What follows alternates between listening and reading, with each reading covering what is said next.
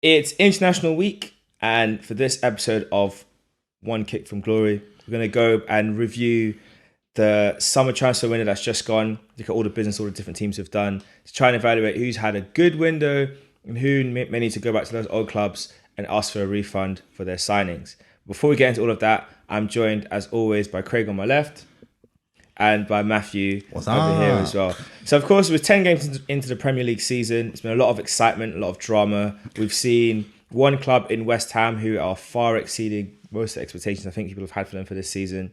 We've seen other clubs who are having a bit of a rough time. Let's just say the drive at the wheel isn't quite doing the job needed, but may that driver continue.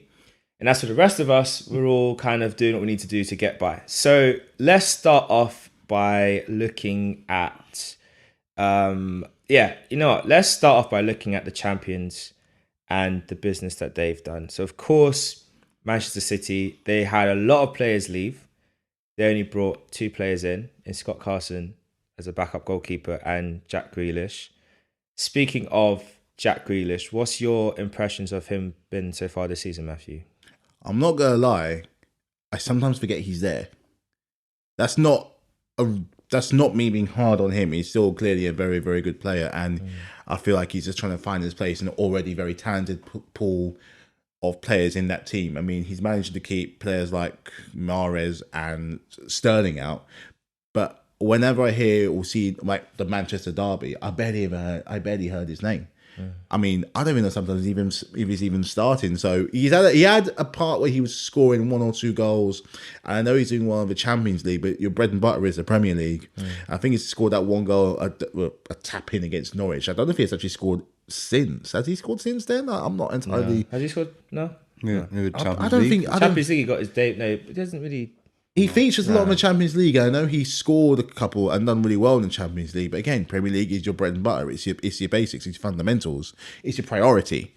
I'm not going to say he's a flop because He's only got 2 goals this season. He's only got 2 goals. 1 in the Champions League, 1 in the Premier League. I'm not, again, this is always the issue when a player like that moves from a club where he is the man, he's the captain, he's the talisman, he's the one they look to. It's always going to be a thing of, is moving to another club with already certified stars the best thing is it for the best? Because I know he's getting Champions League football, but there's no real threat of relegation, and they're challenging for the Premier League this season, and they are the reigning champions, like you said before. But what's the point if you're a bit part player? I mean, that's a good point. What's the point of it? Has he just faded? Has he just faded to back? Has he just faded to back? Because there are other players there. When you talk about Man City doing well, he's maybe 5th on the list, if that. So he's not a flop. No, not even in the slightest. He's not a flop. He's going to get time to kind of mould in. Maybe a couple of players need to move on. He's still going to have time to. He's used to the league, which is a big advantage. So he knows what's expected. But on that point of saying is he a flop, would you not argue though for the? I wouldn't even say for the outlay given, so the money they've spent, and the impact that he had at Aston Villa last season, and the impact that you would expect him to have for Manchester City so far. It's not really justified so far, is it? Not for 100 million. Not for a guy like he had a good year in the Premier League last year. Not the best Euros. Didn't really feature as much. Maybe I'm being a bit too kind because I do have a little bit of a soft spot for him in a way. I do see what he can do, and for a better team, he can do it. So maybe if someone wanted to call it a flop and be harsh about it, I couldn't really disagree too much. I can see exactly where they're coming from. So yes, he's probably a bang average 5 out of 10 he's done so far, if that.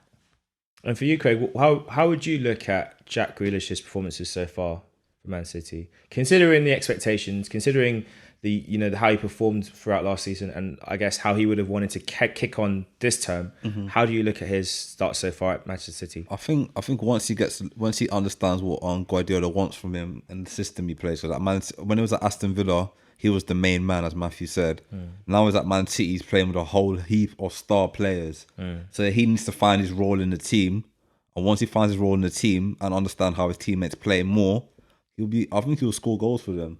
Because remember, you got people like Foden, you got Silva, you got De Bruyne, you've got Jesus, you've got Sterling, and Mahrez. So he has to, kind of stamp his authority in a way, like earn the respect of his teammates.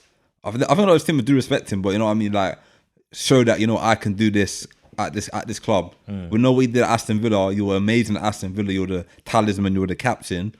You were the leader for them. But now you're playing a different team now, so you have to show what you can do. Yeah, I think that's a very, very big point. And I think that's part of the issue that he has, is that the team he's in, it's like everyone's fighting for their positions. And you're seeing it in Bernardo Silva, who there was so much talk over throughout the summer that he'll be the one to let go and move on. And yet he's one of their key performers this year. So it's very tough. And I guess we're going to move over now to the next team who have done a lot of business. Another team who, not say they've done a lot of business they've done a lot of business out. A team that they're top of the league right now, the Chelsea. So you guys made 3 signings this summer. You got Bettinelli in from Fulham on a free. You got Lukaku in for big money from Inter Milan. And you brought in Saul Niguez. Who? Exactly. Let's talk about Saul. He came in, and I for one was quite impressed with him as a player. I think he's very tidy technically. I think he can do a lot. And I was quite excited to see what he would bring to the Premier League and how he could add that little extra flair from central midfield. I think on paper you could see that he would add a lot of what Kovacic does, but maybe with a bit more spice to it. Mm-hmm. Unfortunately, people were expecting fried rice, maybe authentic J Rice, and instead we got Jamie Oliver. For you, Matthew, how much of a disappointment has his signing been? From the first game at Aston Villa, that first half, it was first game he started. I'm like, is this the same person that they bought? Is this the same guy? And since then, I think he's barely featured in any couple of Champions League games. He's kind of faded to back. I mean, players like Barkley and Loftus-Cheek, they've come back into the frame to show, no, that's just how much competition he has ahead of him. Because they're two very good players, bear in mind. They didn't feature very often, but they're both on loan last year.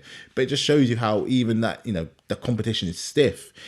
It's a case of he's not playing in Spain no more. If he's gonna stay, he needs to bulk up. He needs to kind of toughen and realise that the Premier League is a different animal. But it's not just the bulking up. For me, it's the lack of awareness, because you have players that come to the league, and of course the pace is one that takes you by surprise. I think that's one of the things that's affecting Sancho in his adapting, but we'll get to him in a bit.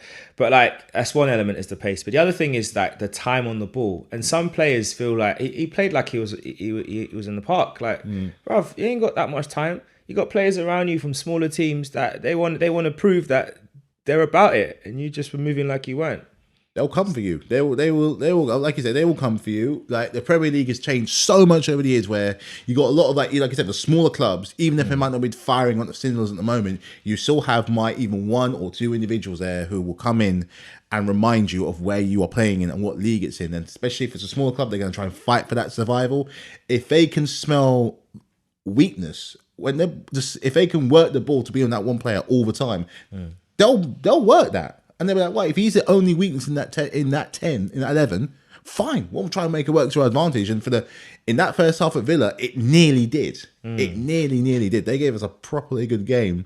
So taking him off made the difference, especially in the second half when we properly picked up. So yeah, he needs to remind people of who he is and just kind of come back, really. The good thing is, it's only a loan. That's true. And I think right now he's probably looking at the worst signing of the summer comfortably. Possibly. I mean, there's another candidate, and we'll get to him soon. I know he's had a lot of nicknames throughout this winter. I've seen some really funny ones, but we'll get to him later. But I guess for you, Craig, looking at the other business they've done. So Romelu Lukaku, Chelsea, he's out injured right now. His goals also did dry up.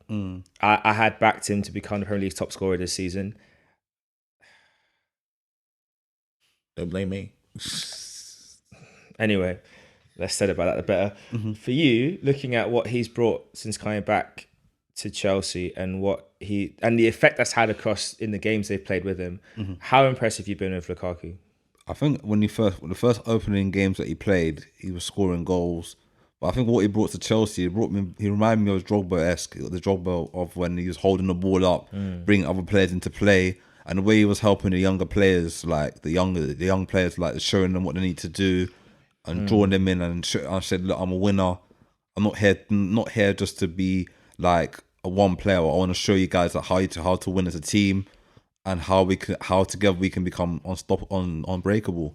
And I feel that his injury was unlucky. It was every player gets injured, but I feel that his impact has been good so far. Hopefully, when he comes back from injury, the goals will come back again. I think so, yeah. And I know Chelsea have won matches since he's been away, but you still need someone like a Lukaku in your team to score goals. A focal point. Yeah. I think that's been the saving grace for them, that they haven't missed him too much. That they've been able to kind of get around not having him there in the team. Definitely. And it's important to utilize your money wisely and who you bring in and how you kind of improve what your team needs.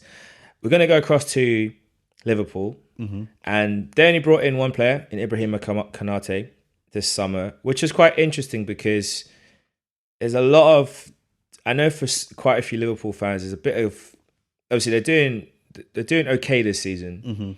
I think that this with the league placements, I think there's always going to be room for things to go up and down, and their positioning as it goes on will kind of shift and change around a lot.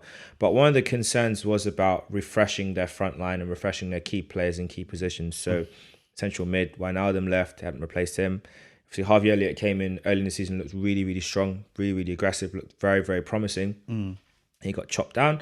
He's out for a while now. Ox is Ox.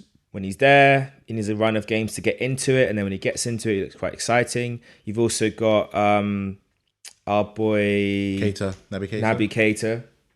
Again, another one. Needs a run of games to kind of show you that quality, and then falls off. So I think there is concern in terms of them not bringing in players to freshen things up. I know they've got people like Jota who's starting to show his class and kind of integration with having last year to get used to the team, and now kind of starting to excel, and in some regards keep Firmino out the team. But they need those other players to come in to kind of chipping with goals and all that, and also to slowly kind of phase out Mane and Salah. I say slowly because you want to have players to keep pushing them to new levels. So for you, looking at the business they've done, obviously there's only one signing in. Do you feel like it will be enough, or do you think that Liverpool need to, in January, bring in something extra just to give them that extra push? Well, I know last season they struggled because they had Van Dijk and a few of their players were injured. I feel they do need to invest in the squad in January if they wanna challenge for the title and Champions League. I think they're going for the Champions League again this season. I feel like they're going for both. Yeah, personally. Yeah, I feel they need a striker and a wide player, but who's available and how much money have they got to spend? Did they have to sell before they can buy? Because they didn't really spend a lot of money in the summer, as you said. So we don't know how much money they got to spend, and that's the big issue. Other teams have spent more money than them. So I don't know if they got an exciting young player in the youth academy that could come in and do something, but like how they had Curtis Jones came through. Yeah. So we don't know who's the next one coming through. But even then, even if they did have an exciting young player, that's asking a lot for them to come in and match performance levels of Salah, who is playing like the best player in the world, and Mane, who, as inconsistent as he can be, he's still going to do something. He's one of those players that he can frustrate the life out of you. You might miss 4, 5, 6 chances, and then bang, one goal. So yeah, that's another thing you got to be mindful of. Well, I think in January Mbappe can sign a pre-contract agreement with any club, foreign team from January 1st. So I think if Liverpool really wanted to go make a statement signing, they should go for him. I would say if they really wanted to make a statement signing, I would go for Mbappe. If you want to, I think he said he doesn't mind working with Klopp, so that would be a good signing for Liverpool if they can get him. But I don't know if anybody else is available and if they can afford it. Any other player. If they want to spend that money. And would they spend the money as well? Who would they get rid of? That's the big issue. You'd have to sacrifice one of your key assets, and I don't know if they should do that right now, much less would they. And then we move over to the team that had always have a lot to say, make a lot of noise, but they can't really, let's be honest, when it comes down to actually winning stuff, haven't won anything for a couple of years now, but they're very happy with their bus driver. And long may he continue. Let's talk about Manchester United. Ollie is very much at the wheel, thank God. Let's keep him there as long as possible. But they obviously made some big signings this summer. Tom Heaton being the most low-key one from Villa. They brought in Jaden Sancho Rafael Varane, and of course the return of the crown prince, Cristiano Ronaldo. They should be doing a lot better this season. I think it can be strongly argued that a central midfielder would have been an essential piece of this puzzle to really complete it. Mm-hmm. But putting that to one side, looking at those players they've brought in, do you think it's, for you, Matthew, do you think it's been a good, like, of those four? Mm-hmm. Nah, let's talk about Jaden Sancho. Let's not even be around the bush. Jaden Sancho. Yeah. It's disappointing right now, to say the least. It's just a disappointment. How does he come back from this, and how do they make it work? He's got a lot of competition ahead of him because he indeed has someone like, he'll have Ronaldo to compete with. He'll have Rashford to compete with. He's also going to have Greenwood to compete with, and Greenwood is on good form at the moment. And I think of all those guys, he's the one he's got to be fighting against the most. He had a lot of promise coming over. They paid a lot of money for him. He didn't, and that's despite him not having the greatest tournament. That's always the thing that struck me. The big money went on him. I think because he's 21, 22. He's 22, so he's got years ahead of him. Didn't have the best of Euros, and if this was a previous year, they probably would have paid more for him. I remember he was up for nearly 100 million. We were talking about this before. Is the same thing with Niguez? Is the pace too much? Is being in Dortmund? I'm not saying it's definitely not damaging, because he's a fantastic player, fantastic young prospect who I think will only get better under a better coach and under a better system. But is that jump from there to there a bit too much? Is he not? He's definitely playing a less cohesive team. So even if he is there, he's not going to necessarily have the impact that he had once at Dortmund, because they're going to know that he's there. And again, the competition ahead of him, they're just. The two main ones are just doing better for him. When they're more likely to score.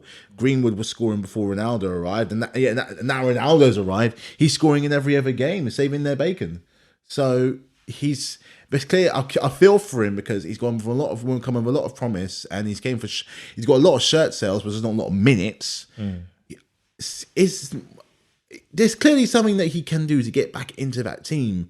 But when he got Ollie at the wheel, would you really want to?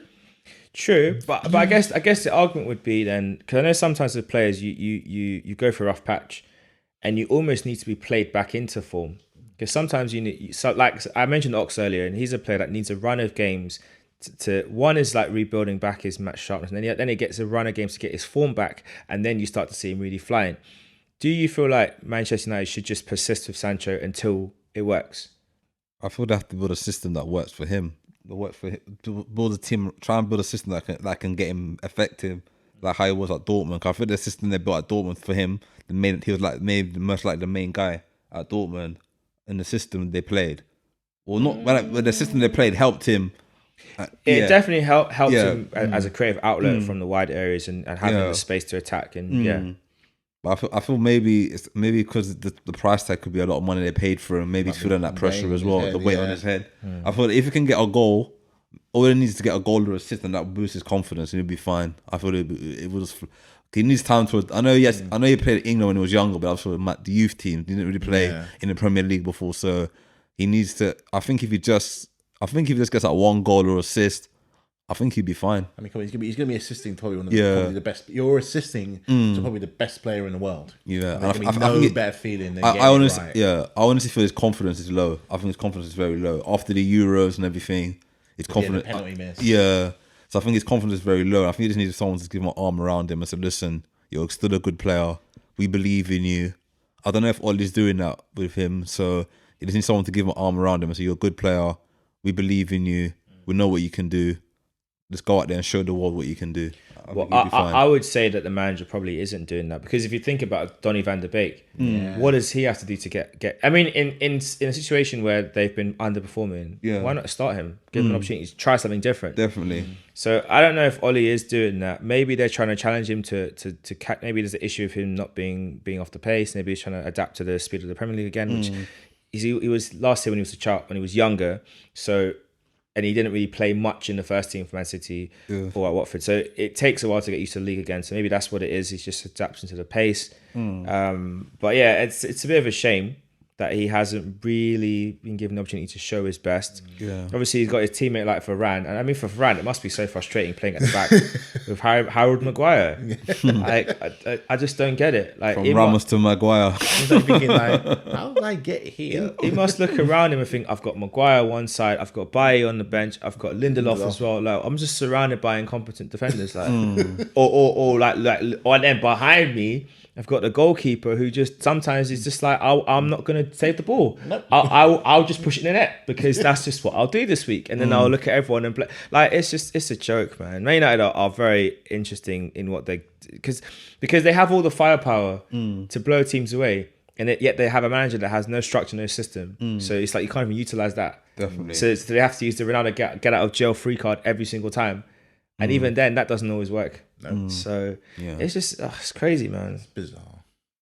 I don't get it, man. I don't get it at all. I'm going to go over to the team that had a lot of chat this summer.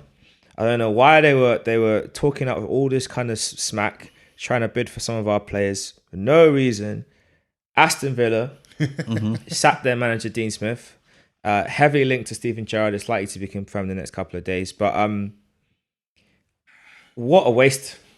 I just think they have wasted their transfer funds this summer because so far it's just not working. Jack Grealish, you look at it and you almost think you should have just rejected the deal and kept him for this season and then stick it out. But let's go through what they've got. Emi Buendia, so far, Flop. just not impressed. Ashley Young, I mean, he's great. Must be great around the training pitch, I think. I forgot you even went there. Yeah, must be great around the training pitch. They got a couple of younger players as well, Josh Feeney and Finn Azaz. I don't know much about them. Leon Bailey they got. Leon Bailey, I think he's been in a success. I think he's done well when he's played. I don't think Leon Bailey's done well. With some games, one or two games, he played all right. No, he came off the bench one game as one of the key players brought in to replace Jack Grealish. I think he's not big hole. No, to fill. the only player I think's done well for them is Danny Ings. Yeah, he scored goals for them. Only when he's not injured. That's the only one I can probably sit back and say, yeah, I've had a good start to the season. The rest of them, nah. Oh, disappointing. Bailey is below because at the end of the day, they brought him in specifically for his creativity and what he would bring to the team, and maybe even some of the goals as well. But that hasn't quite happened yet. Yeah. I feel like them selling Jack Grealish has not really hasn't worked out, and they're going to need players like Buendia and Bailey and Ings to kind of step it up a level, and then Ashley Young to maybe get minutes because he's on the bench most of the time. So Aston Villa did a Tottenham then when Tottenham sold Gareth Bale a couple of seasons ago and they brought all those players in, pretty much, and it didn't work out. 6 years time to replace Grealish with Grealish. Yeah, something like that. Much. Yeah, and you look at that list and you wonder, like, come next year, how many of them will probably still be there at Villa? Like, would they move players on? Like, if Buendia doesn't pick up, will they think, okay, should we cut our losses in it? And the season? Obviously, it's 10 games. It's early. He probably still needs to adapt. But they spent a lot of money on him, expecting a more instant impact, assist, and it hasn't quite materialised at all. So it's a bit of a disappointment. We're going to save Arsenal for a little bit. We're going to come to Arsenal in a second, but let's talk about Crystal Palace. A team that I think we can all safely say they're a team that we're all very impressed with. Definitely. Patrick Vieira showing that, that job in red and white might become calling sooner rather than later, but Jet Back is doing a good job so far. But yeah, I'm impressed by what he's not been there very long. They made some very smart signings. Mikel Olise, the standout player for me of the players they brought in. I say that.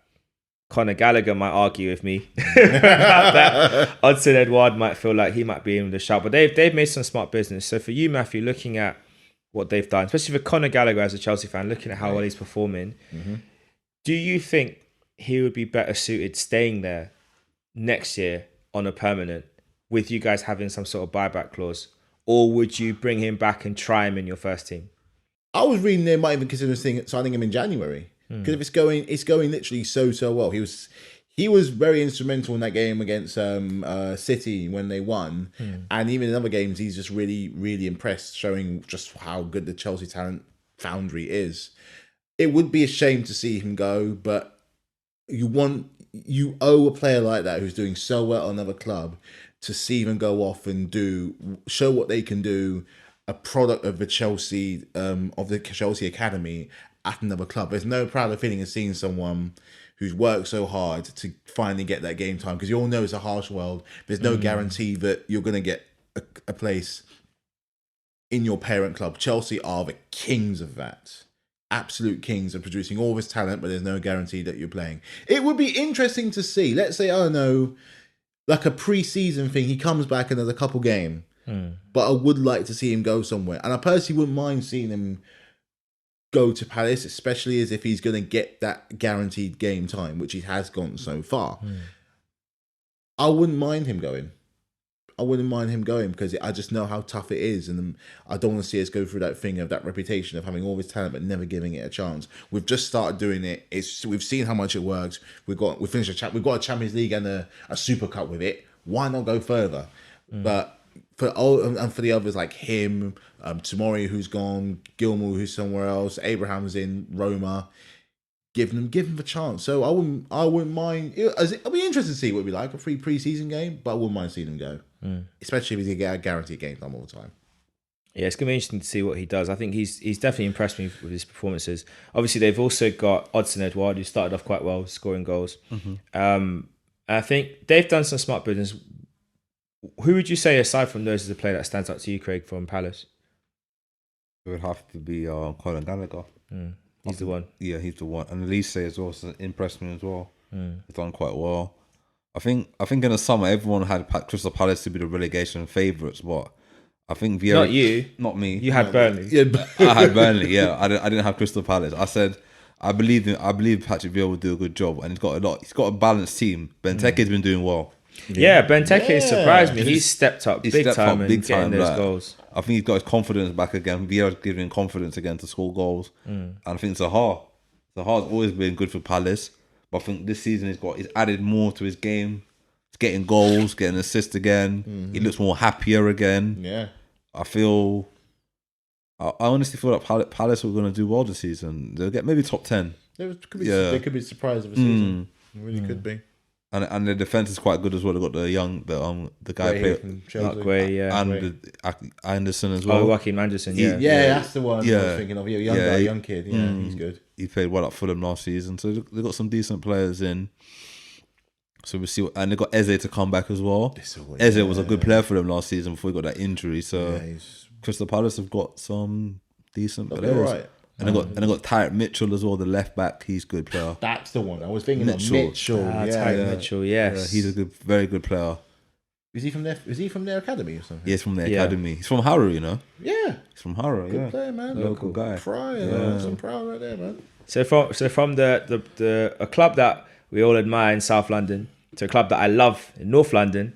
Obviously, talking about the Arsenal, one and only. We'd never talk about the other lot. Anyway, so we've done a lot of business this window. I can safely say that a lot of us were very skeptical at the business done.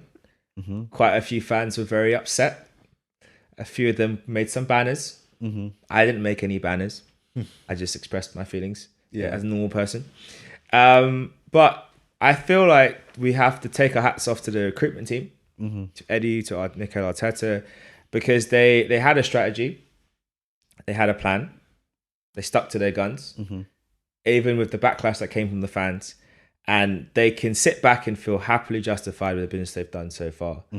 Now, that's not to say that we want more from some of these players, because I feel like a few of them could do more, but every signing they've made so far has justified, and some of them have completely surprised us with their performances. For you, Craig, who has been your signing of the summer for Arsenal so far?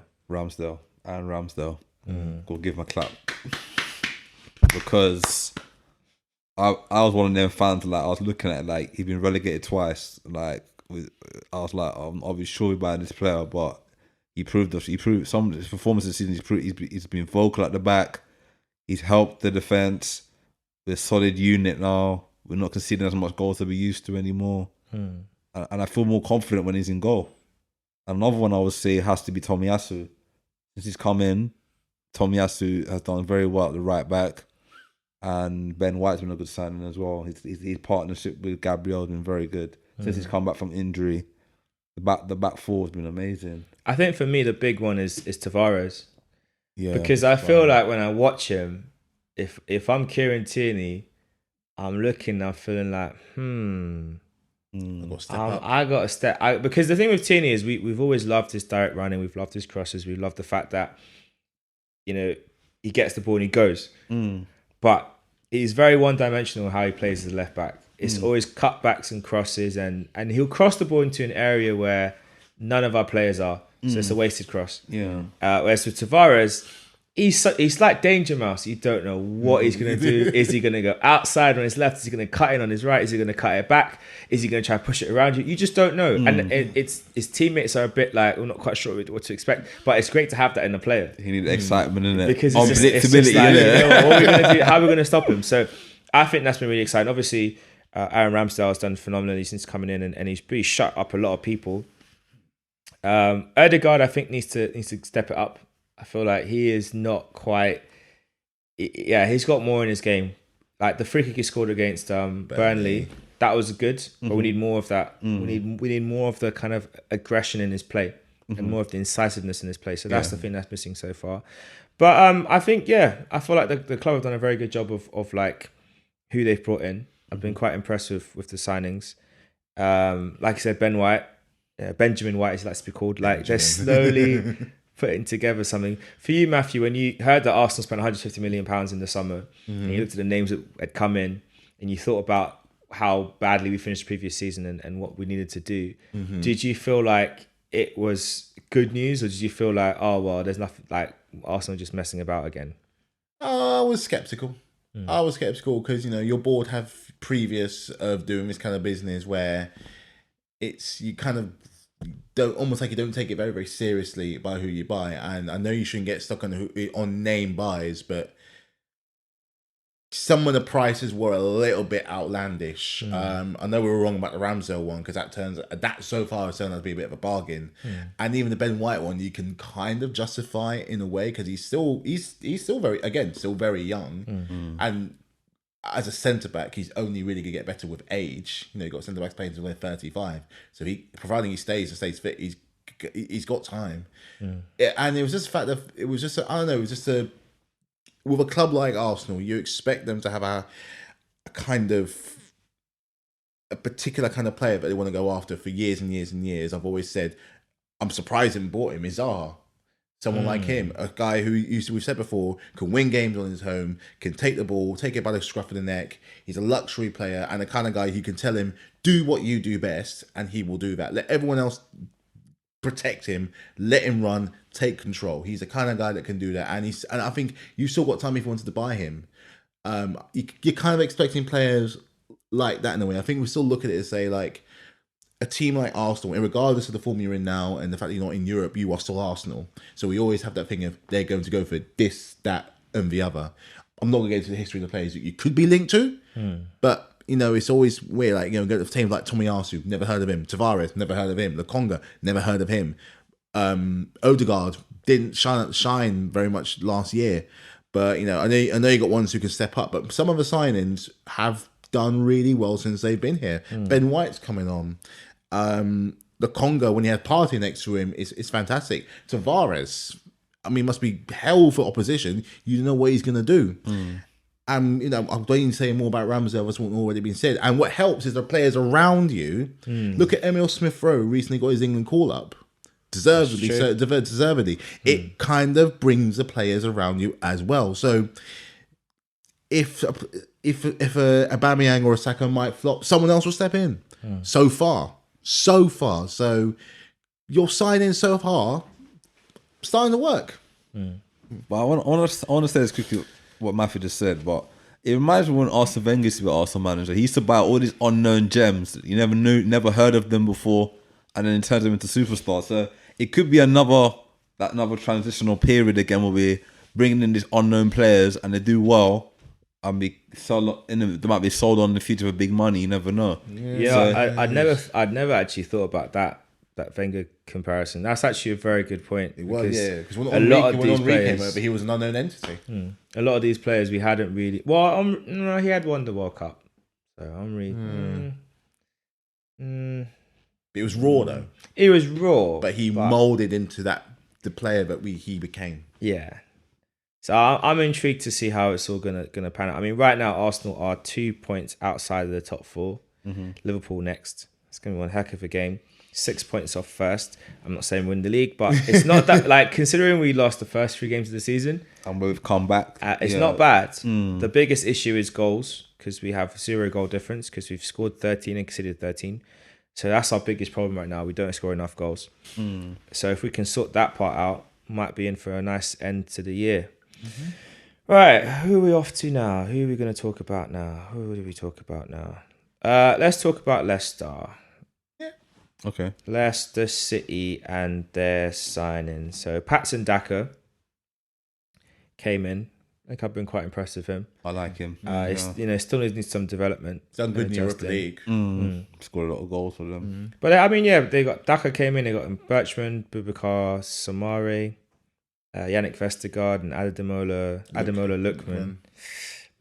So the bench I think Daka's the best of that bunch. Or maybe Vestergaard, but he doesn't really start all the time. He comes to the bench, shores things up. But I think we can safely say Daka's the best of that bunch. I like the midfielder as well, Samari. Yeah, he had a nightmare game against us though. And he had a nightmare game the other day. Yeah, He got teabagged. Not Samari. I think Leeds, Daka. Yeah, I think Daka's a good signing for them. He will score goals. He got the best striker or one of the best in Jamie Vardy to learn from as well. So he will learn. It splits for load because you got Vardy for some and Daka for the others. It's not like you're replacing Vardy. You're just taking that load off him because even though despite his age, you want to try and keep him and that kind of speed and that bravado that he has.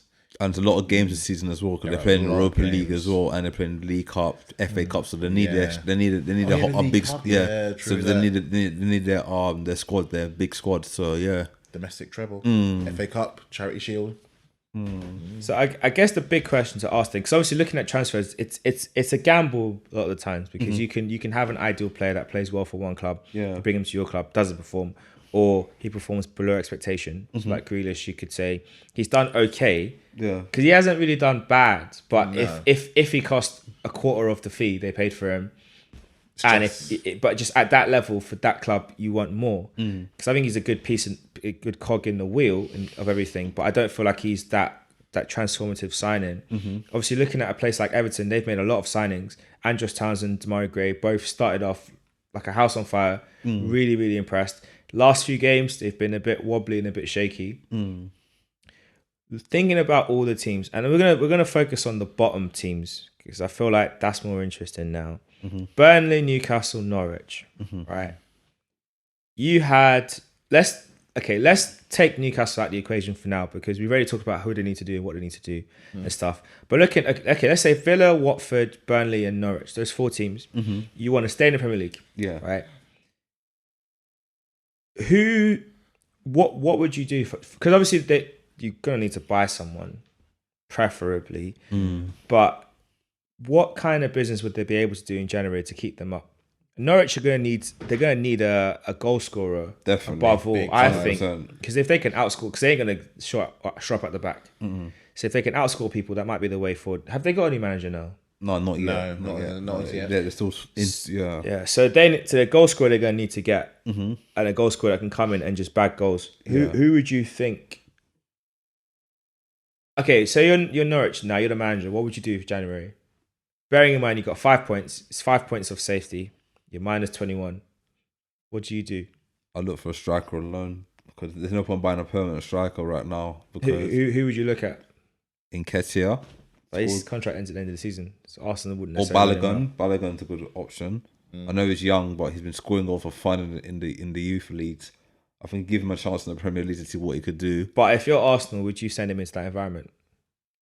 Because you know that every game week, the pressure on to win is high, the pressure to score is high. Not everyone thrives in that environment. I would feel like it would be good for his development just to put him in that pressure situation. Because you're playing for a big club like Arsenal, you're under pressure all the time. The way everything you do, you're under scrutiny. So I feel that him going to Norwich or any of them relegation threatened teams, it will help him with his development. He will get better and give him confidence to score goals and help the team stay up. Okay. Yeah. Who would you sign for Norwich, Matthew? I don't think it's a case of signing, but maybe play Angus Gunn. Who had a cracking year for Southampton last year. Give him a chance.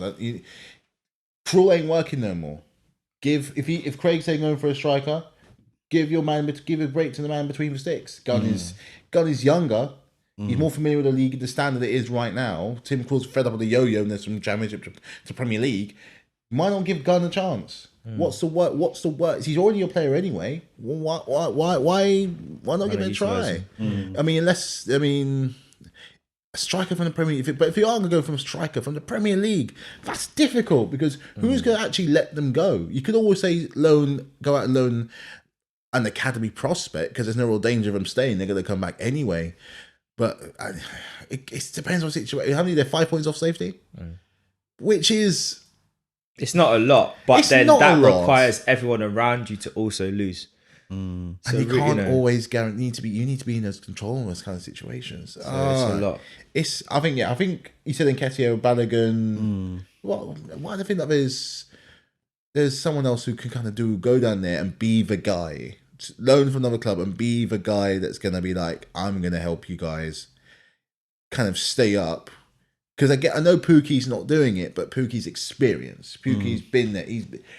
He's done it once. He can do it again. When the first time he came up, at least the first half of the season, he's actually scoring for fun. He scored in the win against Man City. Yeah. He scored against us. It can be done. Maybe it's just kind of a new lease of life. I think the problem is they have too many young kids who probably don't know what it means to kind of stay up in a battle. So how are they ever really going to understand? I think you need a couple older heads in there to kind of help, because you got keepers an old Gunn and Krul, indeed, if you want to put him in there.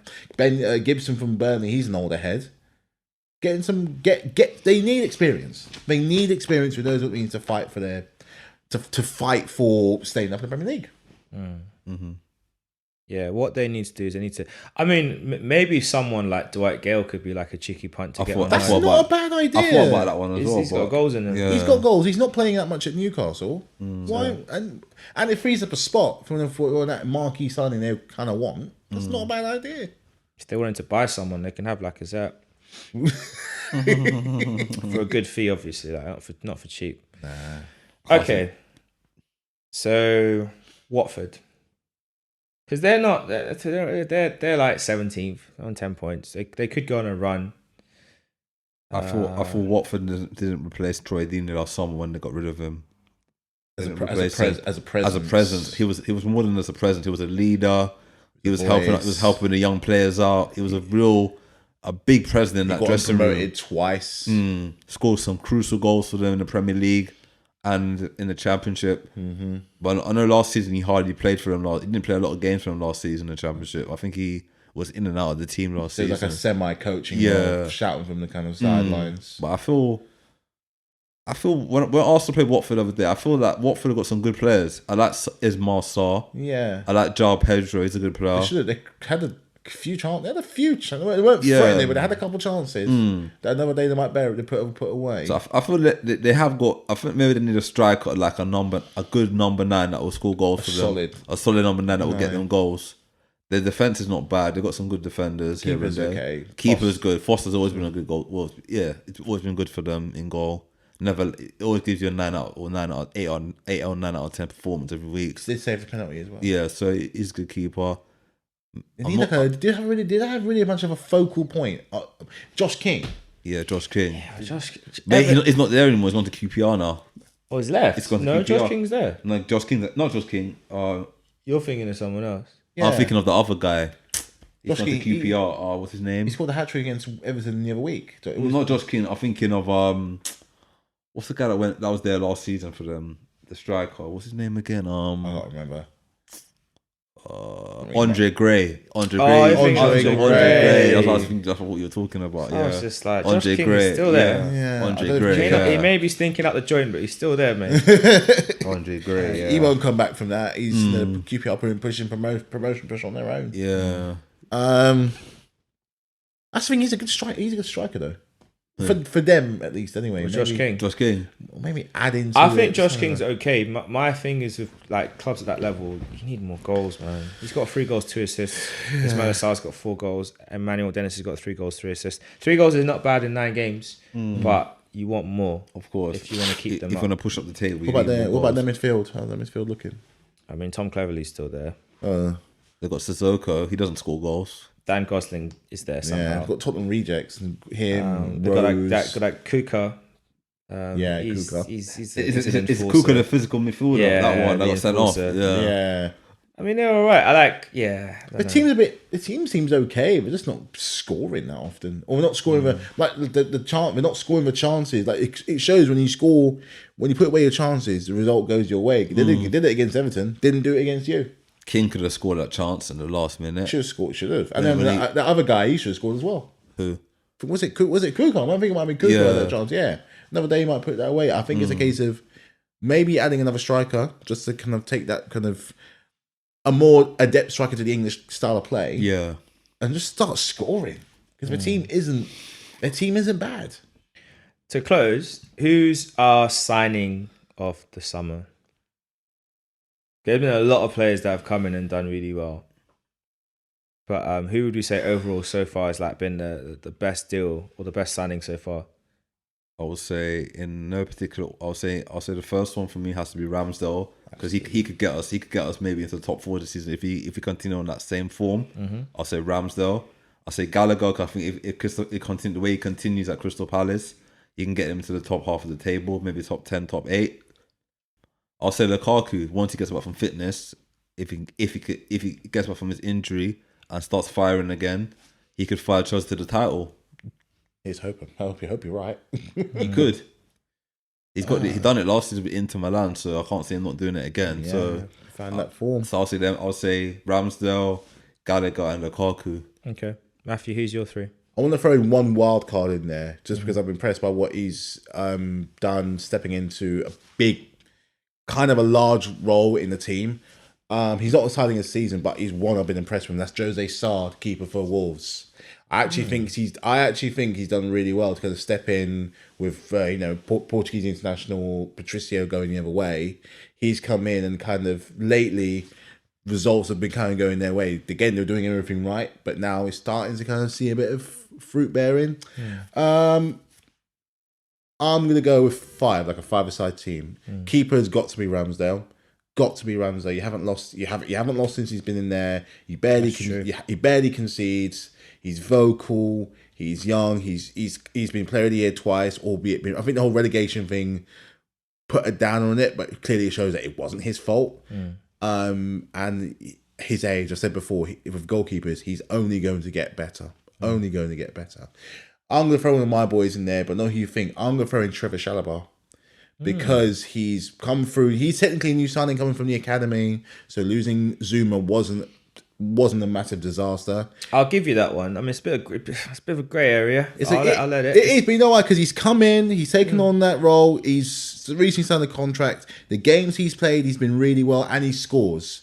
He's another goal scorer that's not a forward. So good on the man. Keep fit, keep strong, and I think you're going to be absolutely fine. Odsonne Edouard. I'm going to go with. I'm going to go for 2 Palace players. Odsonne Edouard and Conor Gallagher. I think they're only going to get better. Palace keep their form. I think they're going to be absolutely fine. There's going to be no real troubles there. I need to go for one more person. I'm going to go with a Wolves player. It's Hwang. Hwang, because they've lost. He's taken on that burden from Jimenez as well. If Jimenez doesn't score or turn up, Hwang will. Adama Traore, not playing Adama Traore, clearly is not an issue because he will score. They're managing well without him. I like his attitude. I like his energy. He's always kind of smiling and is kind of happy to play in the Wolves. They're doing quite, I mean, where are they in the table? I think they're mid-ish table. Because they never do draw a lot. But I think he's a good addition to already very talented team. Clearly he's selling like players like Jota and Højbjerg hasn't helped them too much. So so Hwang, Edwards, Gallagher, Shalabar, and Ramsdale. That's my team. What about you? So my if I'm gonna go 5 as well, I'm gonna go similar approach as you've done. So Ramsdale in goal. I'm gonna have Kurt Zuma at the back. Good, yeah. I think he's been really good for West Ham. and as such, I think he definitely should be in that squad as a player. I'm also gonna have Damari Gray, even though he's gone it's a bit hit and miss right now. I think he's coming at Everton has definitely really added a lot of extra sort of flair and creativity to their team. With Conor Gallagher, so that's me up to 3 now, right? 3. That's 3. Is that 3? No, is that 4? No, you got Gray, Zuma, Ramsdale. Yeah, it's 3. Ramsdale. 3. Yeah, it's 3. Yeah. So that's number 3. Gray, Zuma, Ramsdale. Number 4, Conor Gallagher. I think definitely will be one of those players that you look at and think, yeah, going to be up there in terms of the players. That will be one of the, maybe even might be in with a shout for young player of the season. Although I think Smith Rowe will push him, but we'll see how that pans out. And the last player I'm going to name is actually Cristiano Ronaldo. Why not? I think he's coming and Definitely. he's doing what you expect from him because of his standards. But to return and already be Man United's best player, Yeah. it's like What does that say about He left Man United as the best player. He comes back as the best player. He's 36 years old, and people would have said that he would start to slowly fall off, but I don't see it. I see him getting better and better as the weeks go on and performing more. He's the only player doing anything, really. That's the thing. Yeah, someone's got to do it. So yeah, I think we'll call it a wrap. I'm really interested to see what a lot of these teams do in January. Obviously, we all know Saul Niguez is comfortably the worst signing of the summer. Jaden Sancho is lucky that Saul came in, because if it wasn't, he would probably be number 1, which is unfortunate because I think we all know he's got a lot of talent, but it just hasn't quite worked out for him so far. And we'll see how it goes, and hopefully everyone's players come through the international break quite nicely. Our next episode is going to be another special. We're going to talk about why we love our clubs. We've talked about the players that inspired us, but what is it about our clubs that we love so much? And we're going to dive a bit more into the rivalry. So we might have a guest with us as well to talk about the little rivalry between Arsenal, Chelsea, and of course Tiny Tots as well, and how we all think about them, and the other rivals that we have in Liverpool, Man United, and those lot. But for now, thanks everyone for listening, for watching. If you're watching it on YouTube, if you're listening online, rate it 5 stars and leave a comment and a review. If you're watching on YouTube, like it, share it, all that good stuff. Have a good rest of the day. Take care, and we're all gone. Peace. Respect.